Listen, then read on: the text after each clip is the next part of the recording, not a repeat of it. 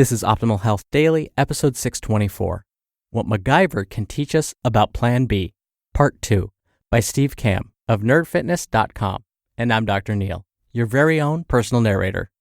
Hey there, welcome to a Thursday edition of Optimal Health Daily. Remember, this is one of 5 podcasts where we read to you from blogs for free so that you don't have to read them yourself.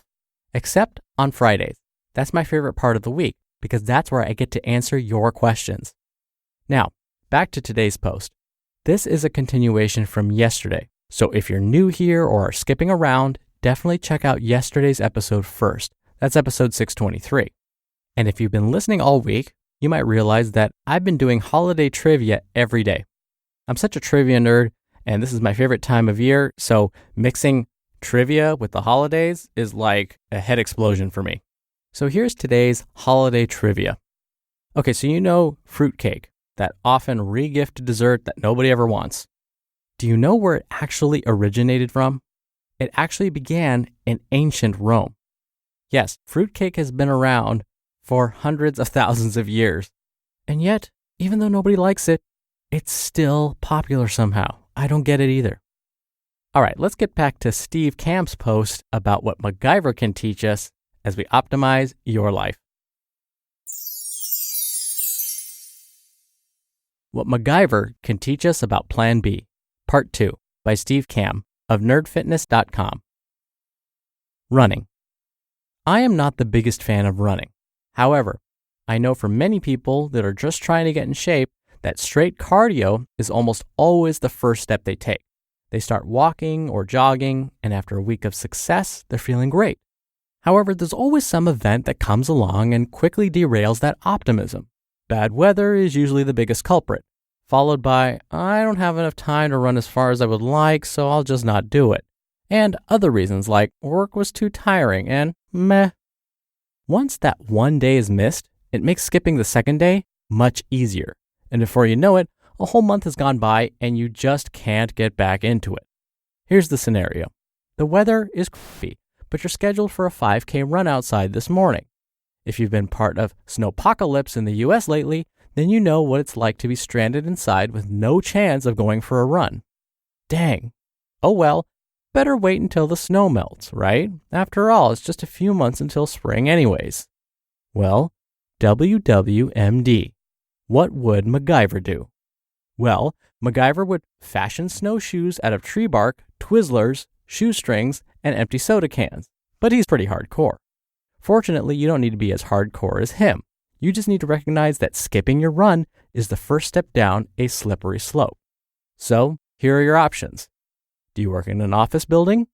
How many flights of stairs are in it? Why not bring your running gear to work and spend 15 minutes running steps before heading home? Can't get out of your house? How about jumping rope? Trust me when I say 10 minutes will be more than enough to wear you out completely. Can't jump rope or run stairs? Why not do a strength building workout? You can do it in the comfort of your own home and be done with it in under 30 minutes. Don't even have that much time? That's okay. The important thing to remember here is do something. Anything. If you're one of those people who needs to exercise every day or you quickly fall off the wagon, then you need to do everything in your power to get some sort of workout in even when all hope seems lost. Eating on the road. You're a smart guy or girl or robot, and you understand that your diet is 80% of your success or failure when it comes to getting in shape. Whenever you're at home, you eat like a saint. You've gotten the junk food and soda out of your house, and you bring your lunch to work every day because that way you know exactly what you're eating.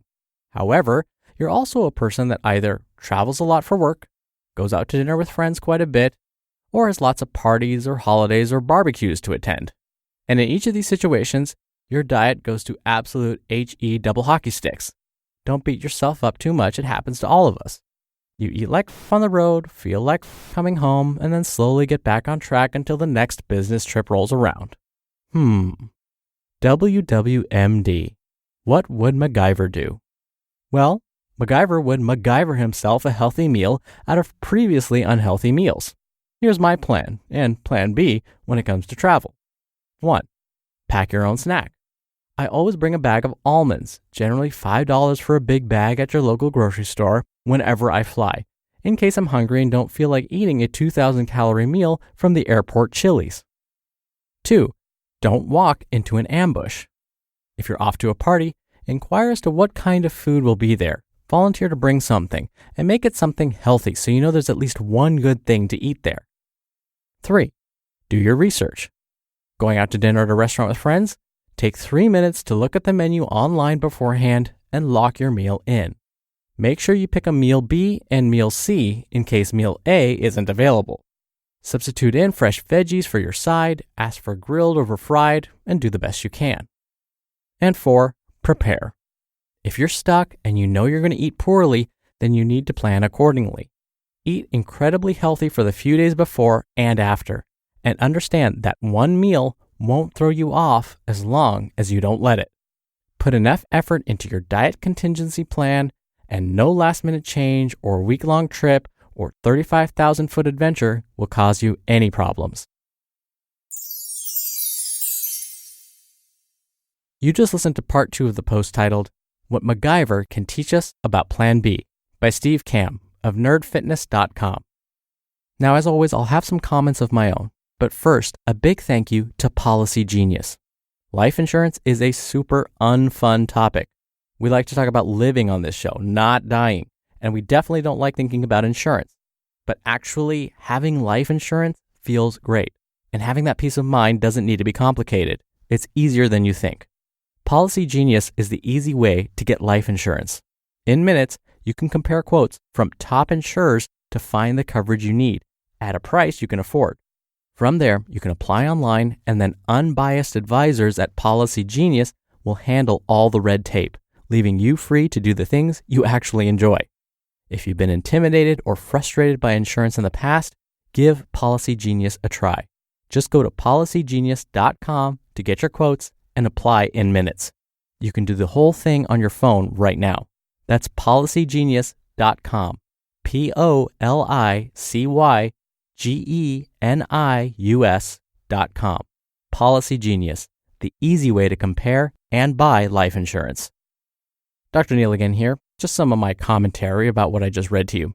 I'm a huge fan of getting in workouts no matter how limited my time might be. Because for me, I know when I skip a day, I lose that momentum really quickly. And I enjoy exercise, but even skipping one day easily turns into skipping 2. And again, I like it, but I'm still very vulnerable to this kind of thing.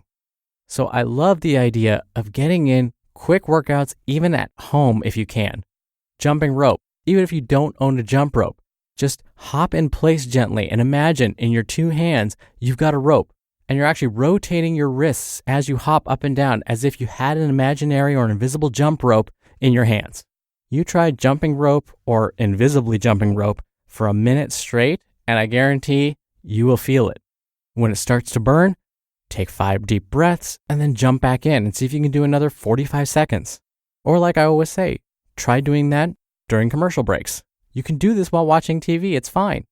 During the next set of commercials, do sit-ups or crunches or bodyweight squats or walk in place or jog in place.